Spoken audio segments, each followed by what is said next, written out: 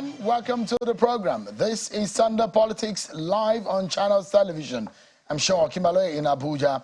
It's almost a month since Bola Tinubu was sworn in as president of the Federal Republic of Nigeria. That transition of powers brought with it some major changes. Policy decisions of the Tinubu government has had implications and far-reaching impact on the livelihoods of the average citizen and even on the economy and the state of the polity. On Friday, President Tinubu concluded his official trip to Paris, during which he participated in the summit for a new global financing pact hosted by the French President Emmanuel Macron. His communication and strategy advisor, Dele Alake, to Channels Television, that his principle was well received by the global community. Let's take a listen to Dele Alake. Nigeria is now the focus globally of investors. Corporates, financial institutions all over the world are now very excited about Nigeria, and specifically about the fast-paced, dynamic, progressive policies, economic policies of President Bola Ahmed Tinubu in the last 3 weeks. And in Paris here, a lot of them have been showing interest. Even those who exited Nigeria now are encouraged to come back to Nigeria. And the essence of this meeting, why the president is attending, is to network extensively with developed societies, donor agencies, financial institutions, and foreign investors, with a view to inviting and really encouraging direct foreign investment back into Nigeria. And the encouragement has been really great. That's Mr. Dele Alake, Communications Strategy Advisor to President Tinubu. Well, the president used the opportunity of that summit to hold high-profile sideline meetings with fellow heads of state and government, global business leaders, and chief executives of leading multilateral and development finance institutions from around the globe. He also met with some Nigerians. Take a listen to the president's perspectives on the way to go, whether you are in Nigeria or outside of the country. Take a listen to the president. Nigeria belongs to all of you, all of us. Our diversity is an asset if we know how to use it for our prosperity. We must promote unity, stability, and economic justice for every one of us. Whether you voted for me or you didn't vote for me, whether you campaigned for me or you didn't campaign for me, I am the president.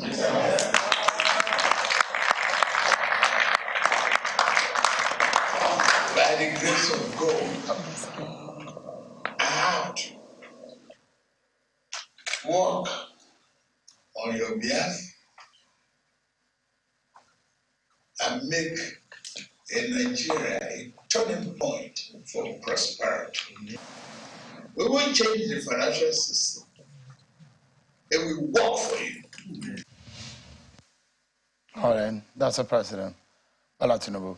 He was initially scheduled to be back in Abuja yesterday, which is Saturday, but proceeded to London in the United Kingdom, and the presidency had said that it is for a short private visit. Well, the decision of the president from removal of subsidy to merger of exchange rates to appointments of advisors and shake-up in the security hierarchy and suspension and investigation of the CBN governor and the EFCC chairman, the markets are already reacting to some of these decisions, and we have continued to see some impact, negative or positive. I mean, it depends on wherever you may be looking at dissecting these issues from. Tonight, I'll be speaking with a former Minister of Aviation, Mr. Osita Chidoka, to give his perspectives on the state of the nation in the last 1 month of the life of this country. Thank you so much, Mr. Chidoka, for joining us tonight. Thank you very much. I appreciate it. I mean, for someone who has served in the cabinet, a lot of people will say this is somewhat the honeymoon period for a president. But how critical is this period in the life of a nation? Very critical period, very, very critical. I saw you mentioned the key decisions he has taken, the unification of the exchange rates, the removal of fuel subsidy, and all of these are product of the IMF Article 4 consultation with Nigeria. This is what the IMF asked Nigeria to do. And the President Buhari government did not have the gumption or the capacity to do them. So President Tinubu had taken quick decisions on them. But if you read the Article 4, where they suggested the removal of fuel subsidy and where they suggested unification of the exchange rate, they pointed out it was going to have serious effects on Nigerians, and there is need for measures to protect Nigerians from these effects. So the bottom pyramid in Nigeria is going to witness a very, very dramatic change in their economic standards. So while the government is quick at adopting the IMF decisions, it doesn't appear to me that they have been quick in thinking about the impact it will immediately have on Nigerians and to reach out to Nigerians to ameliorate that impact. And that, for me, is the critical issue of governance. And that's the beauty of democracy, because democracy is a government that you come to power based on votes, on people. So those people that went out to cast their votes always have some demands from government. The fact that Labour is silent, the fact that not much has happened in terms of reaction is because for 8 years we had no government. Yeah. And there now seems to be a semblance of government. So people are going to do a wait-and-see approach. But in that waiting and seeing, there's a problem. The problem now today is that if you live in Mararaba and you come to work in Abuja City, in say, Wuse 2, you probably were spending about 400 naira to get to work, and now you're spending 1,000, 1,200 every day. And if your salary was 70,000 for a low-wage earner of 50,000, your salary has not increased. So I think that, and I believe we will come to that, what I thought the government should have done together with this, because the history of IMF and its policies around the world, it's always good for the middle class, it's always good for the businesses, and sometimes it has devastating impact on the poor people of the country. So while I applaud the courage in taking those decisions, I'm still worried at the inability to think about the locking step that will go with it, the decisions that will go with it to make sure that Nigerians does not feel the full weight of the impact of this decision. So feeling the pinch and probably not drawing blood. Yes. Because, I mean, there's a different thing that you feel a pain and you're not bleeding from it. So, but the question now is that those who say, oh, well, we applaud the decision to remove subsidy, for example. And there are those who say, don't only remove it, but what about those who have stolen from the nation? Oil theft, subsidy scam, and racketeering that have gone on. If you were Bola Tinubu, would you just focus on the future, or you would have to dig back into the immediate past? Well, the past is already facing him because there's about $3 billion debt owed to the fuel importers. The 4 major companies importing fuel to Nigeria has a debt of about $3 billion, and they haven't been given enough crude to pay for those debts. So he has to pay the backlog of the debts. And there is to be some transparency to what has happened to get us to this $3 billion debt. How did we get there? So I see that he has taken action on the CBN governor, on the EFCC chairman, and I will come to that because I'm worried about the process and the procedure of doing that. But I think that it is important that you look into the factors that has made it possible for Nigeria to accumulate this amount of debt on fuel subsidy. So going forward is a good strategy, but there are issues from the past already confronting the government. They need to pay this $3 billion owed to the 4 major suppliers of NNPC. They need to find the crude. Now, our crude production is not growing, and it has to grow in the immediate. So it grew just only for this month. In May, it grew for the first time to about 1.3 million, which we have never experienced in almost more than several years. No, in about 2 years. So we've been oscillating between 1.1 and 1.2. Yes, it's getting to 1.3, but that doesn't solve this problem because, you see, that 1.3 is not the full story. Mm-hmm. The full story is that the oil companies who are doing deep shore drilling all on PSC contracts. So they are sharing the crude. So it's not like the 1.3 is available. There are other, the joint ventures, the private operators, the marginal field owners. So it is important that the government begins to look at what has happened. And that is critical because if we don't increase the production, if we don't bring about a rapid rise in production and encouraging the country to be united again, because that is the key. the problem that we're facing today is not just about taking economic decisions. Countries have taken economic decisions and it has led to failure. President Macri came to power in Argentina, promising to end years of Peronism in Argentina. But in 3 years of his government, taking decisions, removing subsidies, increasing electricity tariffs, hitting the people with all those measures, he lost election in less than 5 years. The country went back into deeper problem.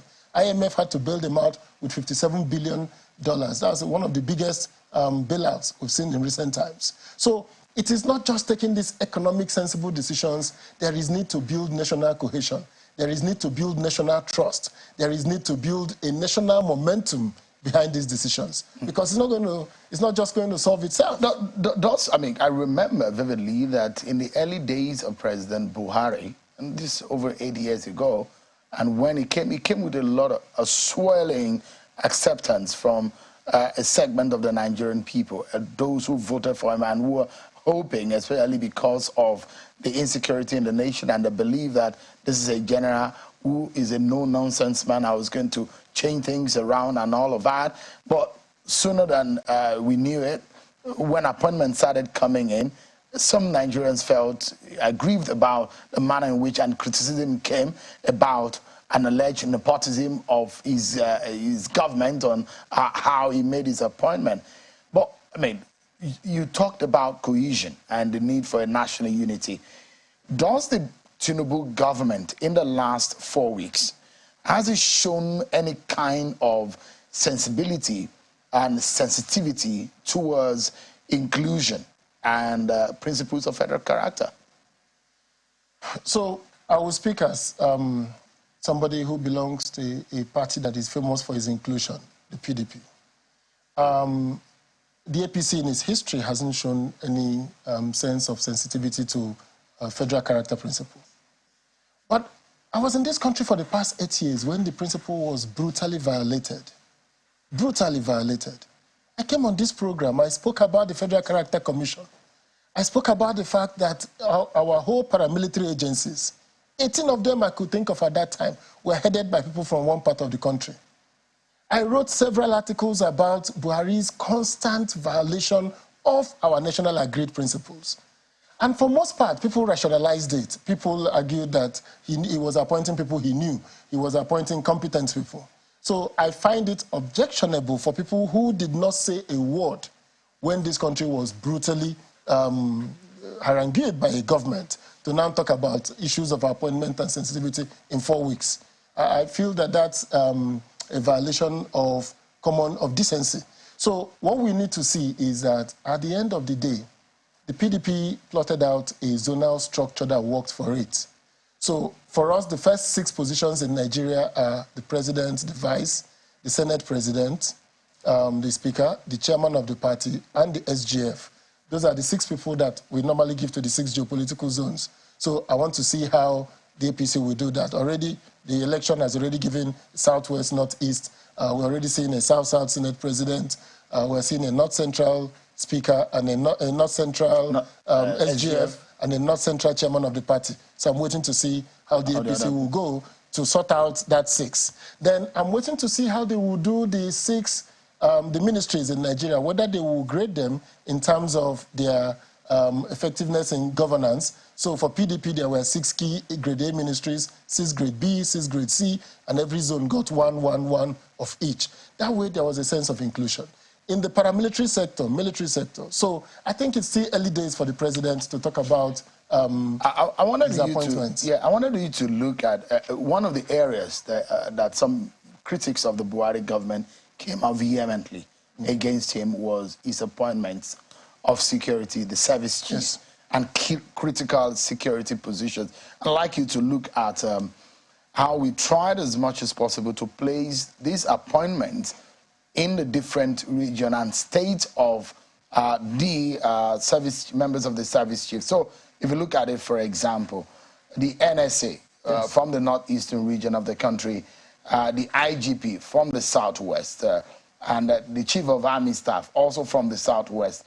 So we see an appointment from the south, from the southeast, and from the northwest. We had 2 there.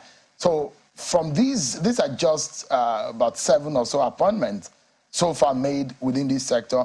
DSS, NIA, there are no new appointments made in those respects. But from what you see on the screen, does that sense that you're trying to portray based on also those political positions that have been held, those 4-6 top positions, does they agree with those sensitivities? I think they've been fair in trying to push the appointments around the country. I think it's been largely fair. But it's unimportant. Because it would have been totally unimportant if he faced what I consider the critical issues about Nigerians making their choices. For the kind of uproar that the election caused, the way he went after the CBN governor is the way I think he should have set up a panel to look into the INEC. Yes, because you see, he has won the election. They've declared him winner. The courts are going on. And we are watching carefully what's going to happen in the courts. Because you see, when there is national consensus behind a leader, this pales into insignificance. This is unimportant because here I can see every zone is appointed. But what does it mean to you and me on the street? It means that we're looking for security. We're looking to be able to travel from Abuja to Kaduna by road. We want to go from Lagos to Ekiti by road. That's what concerns us at this time. But the reaction I see is because of the trauma we suffered of the 8 years of Buhari's insensitive government. And more important now, with the challenge that has come with the election, with the deeply divided election, and the president must always remember that he ended up with 30-something% of the voters. So it's a minority majority. 60-something% of the voters said no.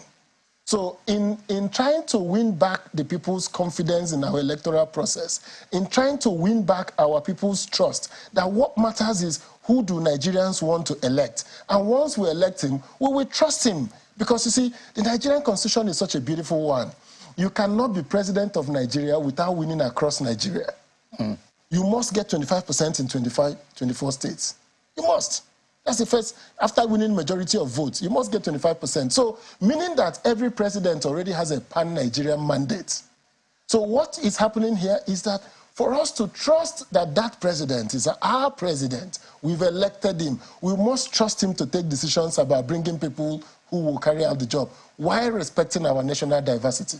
So you would like him to probe the 2023 election and what happened? Yes. I mean, on one hand, one would think that favored him. Yes, yes. On what justification? I mean, legally speaking, he favored President Yaradua, and he set up a panel to look into INEC. How do we make sure that servers don't get turned off? How do we ensure that results are uploaded as promised? What did INEC promise? What did they deliver?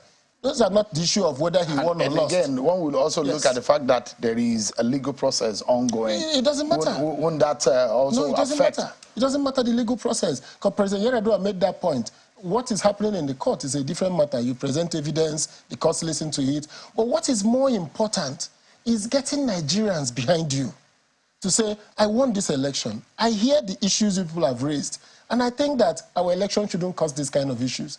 I mean, Brazil just elected Lula. Nobody is questioning the election. Israel just elected Netanyahu in a very divided election. Nobody is questioning the electoral process. People are questioning people's decision to make those choices. But nobody is questioning the electoral process. So that's what needs to stop in Nigeria. We need to stop questioning the electoral process. If an independent panel looks at this and advises going forward, this is the type of work we need INEC to do. This is how the political parties should be present when INECs are taking decision. This is the system to improve what we already have. Then that will make it that after an election, Nigerians will just be wondering about how did you manage to get people to vote for you? Not that the system itself was rigged to help a candidate. You think if Bola Tinubu does that, it will give him some sense of... immediately. Yes. It will galvanize Nigerians? It will galvanize Nigerians. If Nigerians know that the process of electoral decision, so we know that even if the courts rule otherwise, and now we are watching to see how the courts will rule, we know that we can vote him out if we want to. The idea that he can't be voted out, the idea that the electoral system will always be skewed in the incumbent's favor, makes a mess of our democracy. It damages, that is what is causing this uproar, because the appointments, as you've shown, reflected parts of the country. But I hear people complaining. I am of the view that Don't complain if you didn't complain in the past 8 years. But those complaints are because our sense of national cohesion is at its lowest ebb. We need to we need to think beyond politics. When politics is over, the decisions he has taken, for instance, I'm wondering, when you took a decision to remove fuel subsidy, and you've removed the fuel subsidy, and the fuel prices rose from 100 and something naira to 500 and something naira in a day. What are the immediate measures that can be taken to make sure there is more cash in the pockets of people who go to work every day?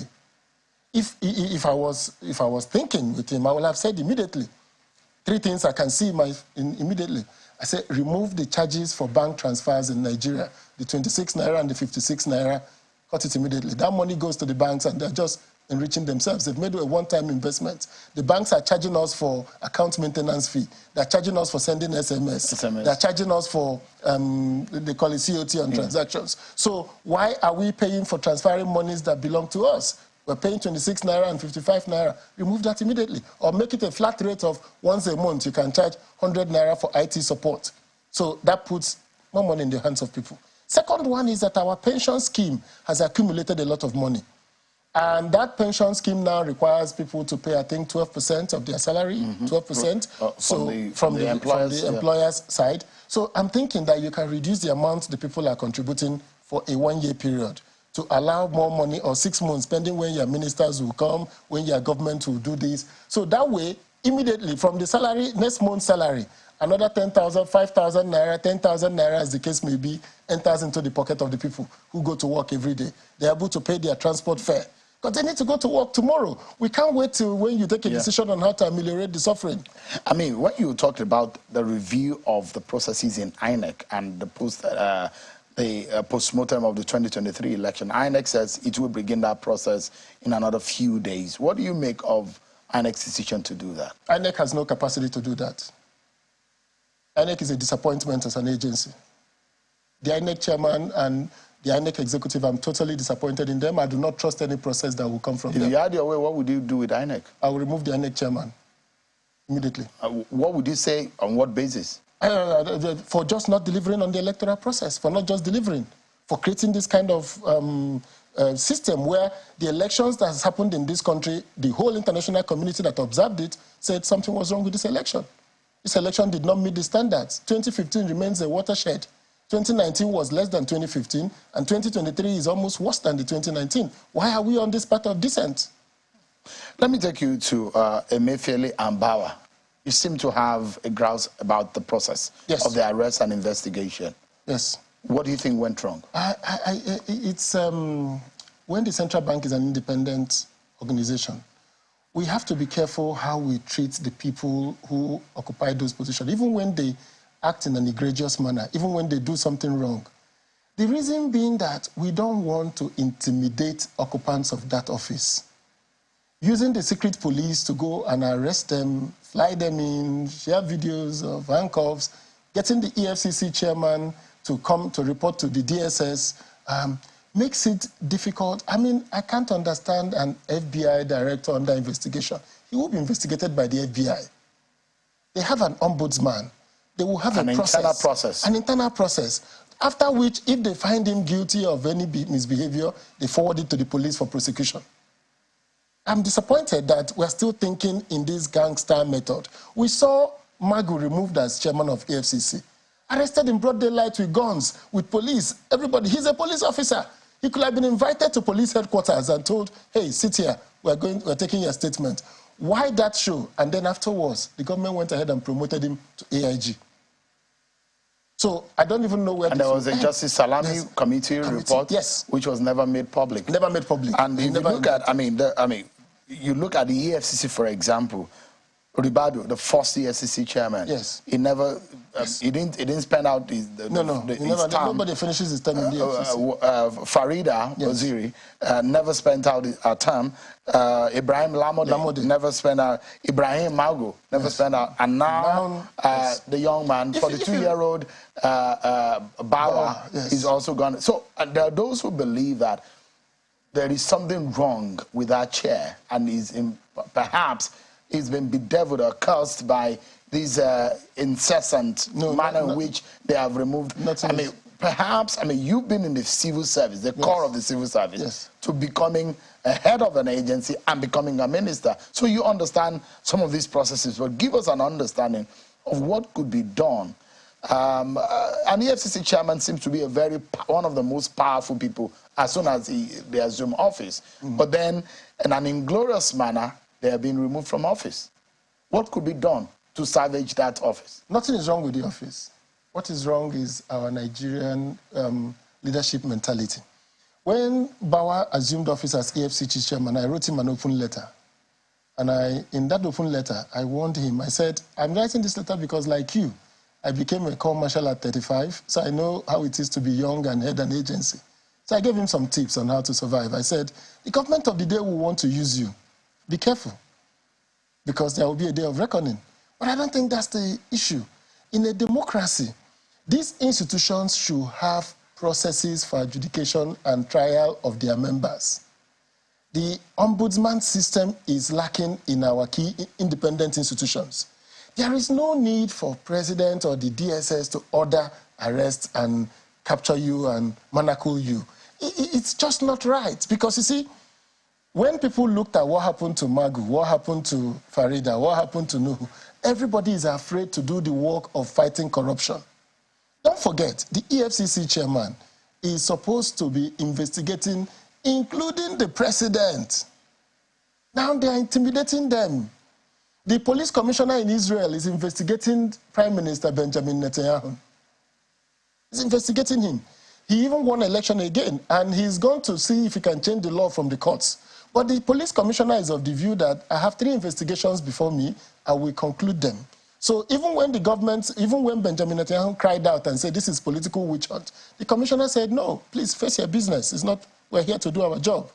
All over the world. There are those who say also, some anti-corruption crusaders have said, look, whenever some of these heads of EFCC at some point, when they take on very powerful politicians or politically exposed person, they get into trouble. And so sometimes that's the consequence of the inglorious manner in which we're not serious about fighting corruption. So that's why I said the president ought to have given out a new tone. He ought to have, if I was advising a president and I said, I would have said, no, give out a fresh tone. Let there be petitions written against the chairman of EFCC, even if it is by the government, to the EFCC board, and ask them to investigate this egregious behavior, these activities of the EFCC chairman, that activities of the governor of the central bank. In the Central Bank Act, the chairman is the governor is the chairman of the central bank board. So there must be a process in the act, and we should amend the act to reflect this, that says in the event the chairman is subject of investigation, who takes over as chairman, who acts in his stead, what is the disciplinary process? Because we must maintain the independence of these institutions. How would the newly appointed EFCC chairman try to investigate the president, his wife, his children, or the vice president, or the Senate president? But they've seen what has happened to Bauer. You could end up from your office in the morning down to a dungeon cell in the night. And I'm not saying that he hasn't done anything wrong or he will not be found guilty. I am saying that that process sends wrong signals to everybody. And the future civil servants, it started from General Montala Mohammed. Since he sacked civil servants over the airwaves, civil servants have become to acquiesce to political office holders. They have since learned to find out ways to give them soft landing, help them do whatever they want, and leave. Because civil servants used to be independent. They used to tell the ministers, you cannot do this, you cannot do that, because, they are the custodians of the law. They are secured by their tenure. But now that we have a situation where you could wake up in the morning and remove the EFCC chairman, I'm sorry that will give wrong signals. And that consequence also is not only on some of these that I have mentioned, even the appointment of judges, appointment of the INEC chair, appointment of the IG of police, appointment of the EFCC, ICPC, and a host of other government agencies like that are supposed to be playing independent roles. But when they are politically appointed, the question is, who are they loyal to? Are they loyal to the nation and to the law, or to the appointor? So I believe that in a presidential system, the president should appoint those people. I believe that. I think the power of the president to manage the executive, to determine who will work with him. But then his power ends in certain independent positions once he makes the appointment. The removal then becomes a different process. He cannot have that power to just simply, in certain positions, he needs to go back to the Senate or something. But beyond that, there should be a convention. There should be that sense of legalism. Despite it looks slow, it looks that it's a slow process, it doesn't show you're a strong president, but there is an important dimension to showing the respect for legalism, to saying, we have these concerns about the EFCC chairman, a report is made to the board of the EFCC, the ombudsman, the people who have power to discipline him. And if they find him guilty, then we will forward it to the police. And he will not run away. Nothing will happen. The country will not dissolve. What will happen is that future appointees will know that they are secured in the work they do. They will know that for them to be punished, they have to do something bad.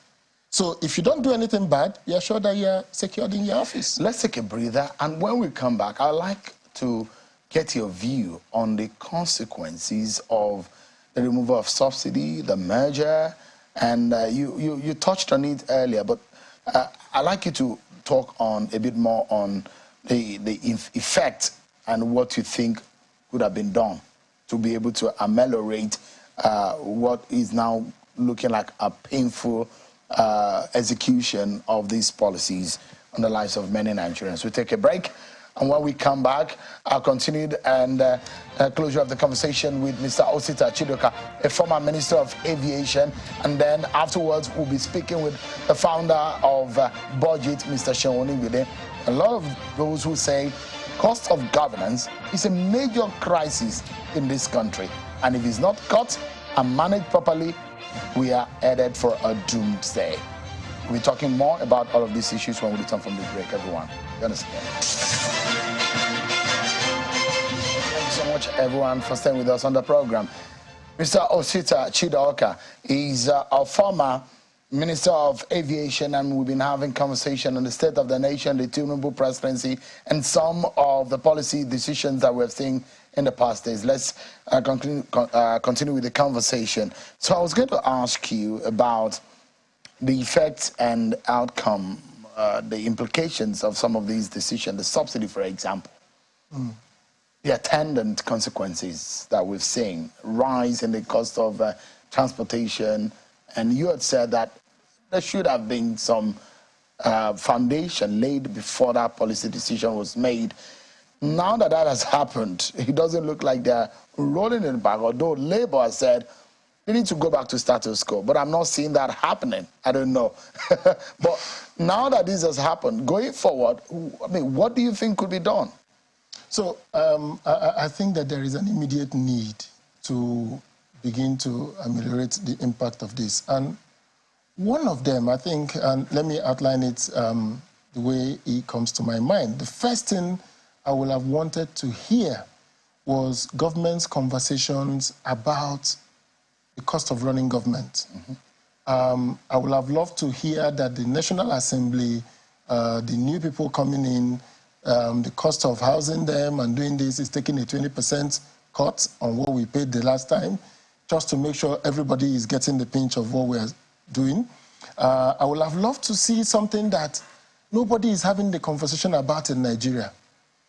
Every time the president signs a new legislative act, most of the acts coming from the legislature are creating new agencies. So I haven't heard anybody talking about a freeze, about creating new institutions. We are creating new institutions with every new act the National Assembly, I mean, not every, but for most of the acts that has to do with institutions, they are creating new ones. So I'm thinking that there should be a conversation about continuous growth of the federal government. The federal bureaucracy is growing wider and wider and needs to be hemmed in. So that's one. Number two is that I think the government should have thought about quick fixes. I mentioned the first one, cutting the cost of money transfer, doing everything that is costing Nigerians money and putting that money back in the pocket of Nigerians. So I think removing that cost and also doing something about personal income tax. If I were to advise, I would say there should be a cut on personal income tax. And then as the government is envisaging increasing electricity tariff, as the government is envisaging removal of fuel subsidy, so the deductions at the end of the month for taxes, for pension, and I believe the government should, at least for a 1 year period, reduce the part contribution of the workers. So that way, people get more money in their pocket in the immediate. And then within the period when the economy begins to stabilize, for those who are going to work every day, for those who work in the organized private sector, and for those who work in the unorganized private sector, the informal economy, I'm of the view that the government should have also thought about the previous program of conditional cash transfer, unconditional cash transfer. But that, for me, will not solve the problem in whole, but people need to get some money in their pockets now to pay the bills today. The bills are not going to be paid in 3 months' time or 6 months' time. The bills are being paid today. And then lastly, because I wanted to get this point, agriculture is the mainstay of Nigeria. So announcing wide and far-reaching policies, security policies, to secure our farmlands, to secure that people can go to the farms, people can produce agricultural produce, and people can bring it out to sell, will be a major step in the right direction. So that at the end of the day, as we are witnessing, as this is happening, the removals of this subsidy, the unification of the exchange rate, which I think makes a lot of sense. I don't know why anybody should have the power to allocate anything to anybody.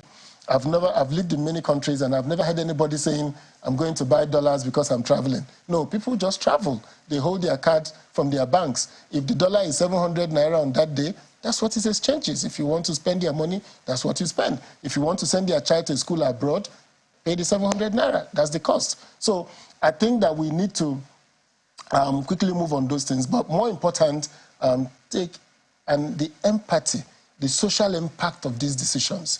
That is the beauty of government. Government is not just about the bottom line. Government is about people. I think I'd like to anchor on what would be your own suggestion, because there are conversation on the minimum wage. Yes. What would be your own suggestion on the mark, the new minimum wage? I think the minimum wage needs to rise. To like how much? I wouldn't know. I wouldn't go into numbers because it has to be driven by the data of the devaluation, the inflation rate, what the government revenues will look like. Because if you are removing the subsidy and saying you are freeing up this amount of money, we can't put it all back again into servicing the the wage bill of the government. We need to put it back also to infrastructure, to things that will benefit the larger part of society. So I think there is need to do those numbers and look at the cost of living index and then move to that direction. Finally, you've been in cabinet, you've been in government before. This government, and they've said, Mr. Alaki said that, look, they're getting a lot of reaction and embrace from some global leaders. And some people will say, well, it's still early in the day, but if there is any note of warning that you would like to sound tonight from someone who has been in that corridor before, what would that be? And don't listen to the international community. Don't. They didn't vote you. They're not going to put money here. They're not going to put any cash here. They all like what the IMF is saying, unification of this, because they want their businesses to come in here and do business and go. They want their airlines to transport their monies back. They want their oil and gas companies to take their money back. They want to buy Nigerian bonds and make profit on them. So please, our interests with the international community at times are divergent. We need them. We need their support. We need them to, but we shouldn't get carried away with what the international community is saying. We need to get worried about the lack of cohesion in Nigeria. We need to be worried about the inability to get the momentum for these policies. One of the leaders I want to advise the government to look at is Modi, Narendra Modi. He's managed to get Indians behind him. There are complaints, of course, about his high-handedness, about his Hindu nationalism, but the majority of Indians feels that the economy is moving in the right direction. So what is important with a leader is your people. Let us not be confused about traveling the capitals of these worlds, thinking anything will change. The United States is not going to put any money here. The Chinese will do, but for their own business interest. So what is important for us is that once people see a country that is cohesive, that is united, secured, and making sensible economic policy, the international community will do business with us. Mr. Osita Chidoka, our former aviation minister, thank you so much indeed for these conversations. I appreciate it. You're welcome. Thank you so much indeed. Thank you. Let's switch gears, but not too far away from what we've been talking. We dive into critical issues plaguing Nigeria, the cost of governance. We'll be exploring how this burden affects our economy and the lives of our citizens. So let's dive right in, everyone. The cost of governance refers to the expenses incurred by the government to run its administrative machinery and provide essential services to the citizens. In Nigeria, this cost has skyrocketed over the years, prompting concerns about the implications. But what are these implications? Let's break it down, everyone. I'm being joined by an economy expert and the co-founder of Budget. Thank you so much, Mr. Seun Onigbinde, for joining us. He joins us virtually from Lagos. Thank you so much indeed for your time tonight. Now, we've been talking about the policy directions of the Bola Tinubu administration. But from your own point of view and for you, what comes out to you that they've done, perhaps one that is right and one that is wrong that you think that you'd like to speak on tonight? I think they've done a few things, passed laws. The two most important things have been done. The removal of fuel subsidy, that's the major one. We also know that the exchange rate parity is also something that has been done. In my own view, the market is still going through a process of discovery, so we don't even have the final price point yet, but we're already seeing that the gap between the parallel market and the higher window has closed. But I think that's something that is necessary. It's very clear that a lot of producers, a lot of manufacturers are heavily dependent on the parallel markets, and so at this time there are just a few select people who are using the CBN to benefit themselves. So I mean that parity is on its way, and I think that's good for Nigeria. More money from FAR to state governments because the exchange rate has changed. Also means that certain things will change. Our GDP ratios in dollar terms, our revenue to GDP will also change. Some of those things will also differ significantly, but I feel that's necessary. But we will still have to continue to watch that space. The other one on the subsidy, well, I mean, that's been chewed, that's been discussed, and I think most Nigerians have come to a consensus that fuel subsidy has to go. And it's not just because it has to go, it's because we can no longer just pay for it. We've used foreign debt, euro bonds, we've used domestic debt, we've used oil revenue, we've used domestic crude account, we've taken from the excess crude account. We just don't have any other money. I mean, we can't keep borrowing for such consumption. So, but my own idea is what on the other side? Citizens are bearing the brunt. They have accepted to some extent and given this government some pushing for 488 naira to $1, 488 naira per liter, 50 naira per liter. They've accepted those figures, but there are also constraints and there are also concerns that is the government also playing fair by them? Is the cost of governance going down? Are they being honest with them? Because if you put all the burden on the side of the citizen, that is unfair. What exactly is the burden of government in this regard? So I think those are the questions that are on the table, and I think, and we can see that that is quietly germinating on social media that people are beginning to ask. There has to be also reduction in the cost of governance and how exactly the way government does business. So let's get into the issues of cost of governance. And I mean, we can no longer debate whether or not it costs highly to run government in Nigeria. And those who also argue that, look, the multiplicity of the agencies of government perhaps doing the same thing is a cause for worry. Let's look at that for a moment before we look at aspect of the lives of the executive that need to be pruned, because we can no longer afford as a people an exorbitant and extravagant lifestyle of those who are in government. So from your own point of view, multiplicity of agencies of government and their duties and roles, if you have a few examples of the ones to scrap and the ones to merge, which ones would you mention tonight? I think we have to go back to the Oron side reports and also look at what that person. Was a respected civil servant, so he's had his own time in government, and he gave us a report. He identified the agencies for us. He asked us to look at ICPC and EFCC and ask if their rules are not similar and if there is a need for us to merge them together. Some agencies were supposed to be tucked into the line ministry so that they stop being standalone agencies.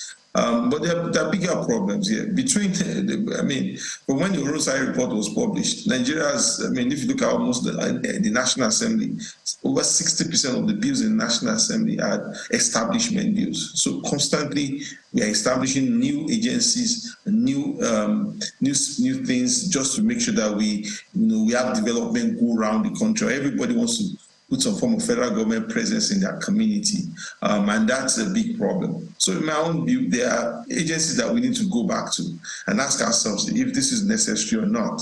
What you ask me is that we have to do another appraisal of the Rosai report. We have to look at the new agencies that have been created and ask ourselves, are these things necessary? We have research institutes. And it's not just about, are they necessary? Should they draw revenue or their earnings from the government? Are we supposed to just put them in a standalone situation where they should fend for how they should earn their revenue? So why should they draw revenue from the federal costs? Some agencies can be on that kind of mood where they are not in any way a burden to the federal government. So, but it has to be a form of surgical appraisal of things to be sure that, yes, we need these agencies.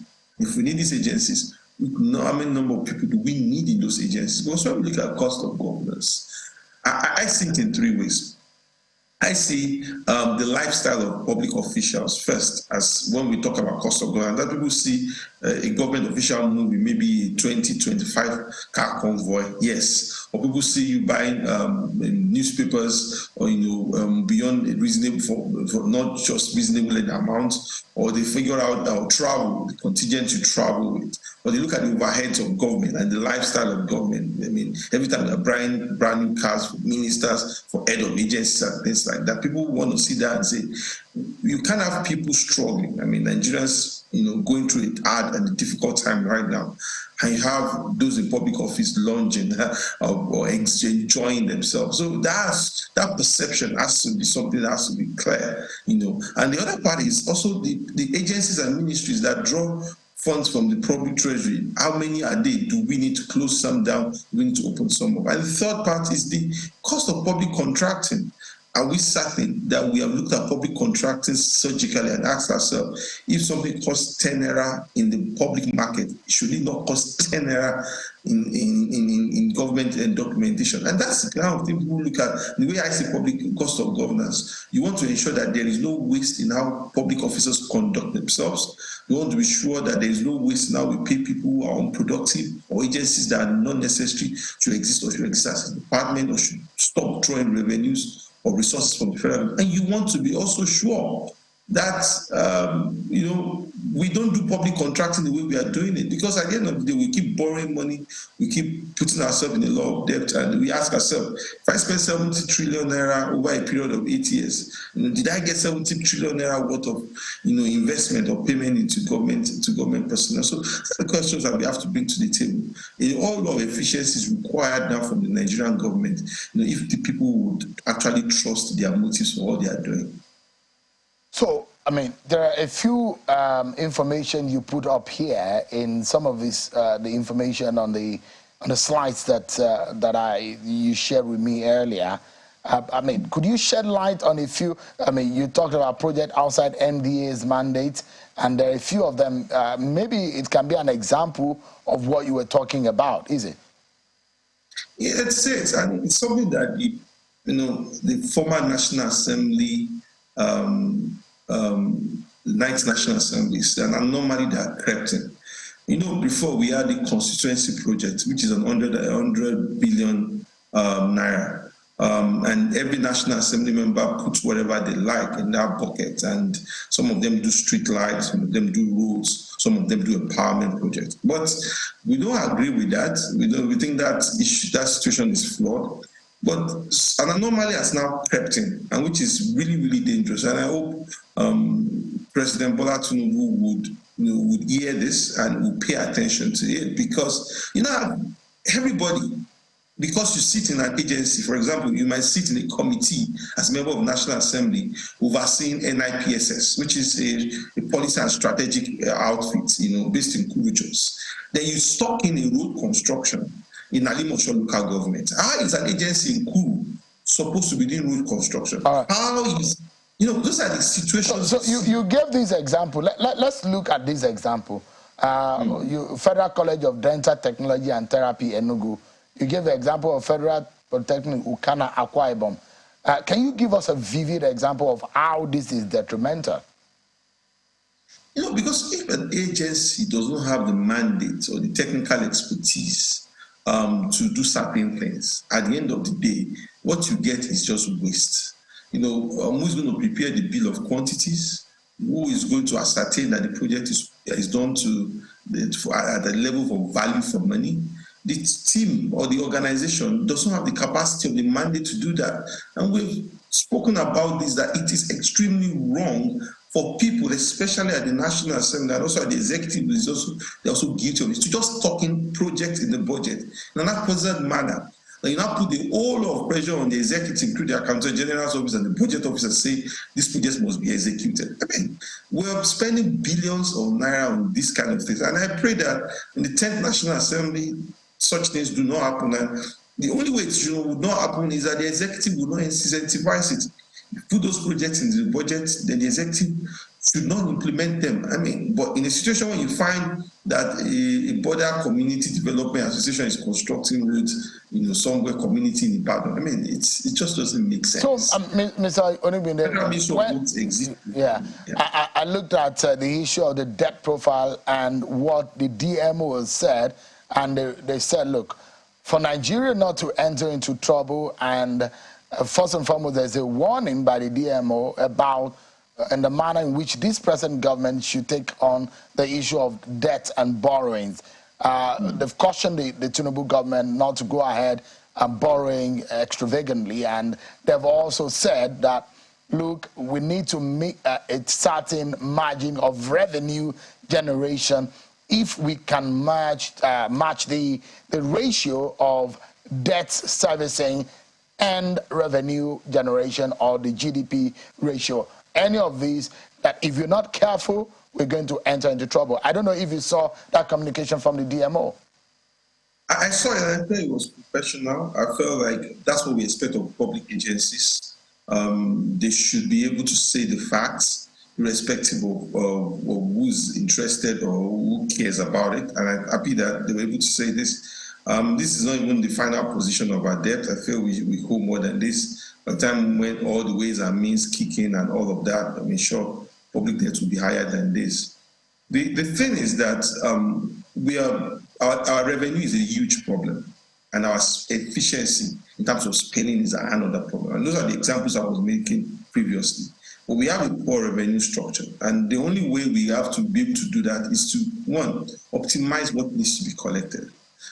Two, also look at specifically on our, the tax waivers that we are giving to various agencies, trillions of naira. We had an event on fiscal options and opportunities for this new government, and a huge point was about federal government gives too many waivers generously. Some of them are not necessary. Some of them are even destructive for those industries where the waivers have been given. Those kind of appraisals need to happen, and they now have to give the Riot Act to different revenue agencies, especially revenue generating agencies, to be able to do with more efficiency.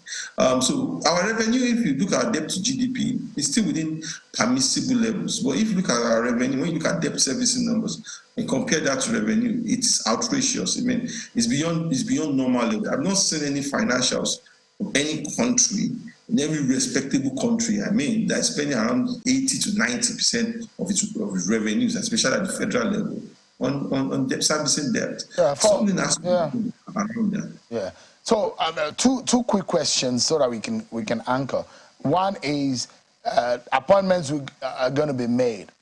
In fact, there are those of the view that some ministries are supposed to be merged with another, and not at this time, that Nigeria is at a crossroad where we need to manage the resources, especially the running of government. If there are ministries that you think could be made, the appointments are going to be made, and satisfying the federal character, every state will have to have a minister that is looking at maybe more than 36 ministers that will be appointed. But can we show that some of this burden is not too much? And which of these ministry, if you are to advise, can be matched to cut down cost of governance? Thank you so much. Honestly speaking, matching ministries, it's a good idea. I think we did power works and housing, and somehow that didn't work out.